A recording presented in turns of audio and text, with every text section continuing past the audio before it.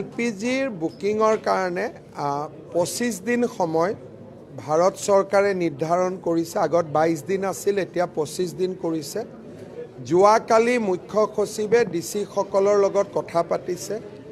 কোনোবা জাগাত যদি আগতকৈ বেছি এলপিজি কোনোবাই ক্ৰয় কৰিছে, আমি তাত ব্যৱস্থা ল'ম। যেনেকৈ আজি আমি নগাঁৱৰ ঢিঙত দেখিছোঁ যে যোৱা 10 দিনত ঢিঙত বহুত বেছি এলপিজি ক্ৰয় কৰা হৈছে।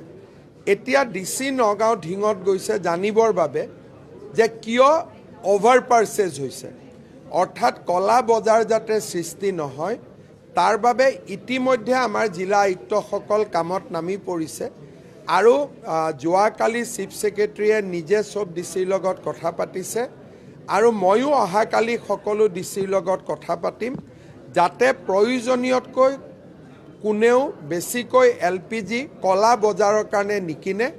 কাৰণ গোটেই পৃথিৱীখনে এলপিজিৰ সংকটত আছে। আমি যিমানে সাৱধান হ'ম সিমানে সংকট আমাৰ পৰা আঁতৰি যাব।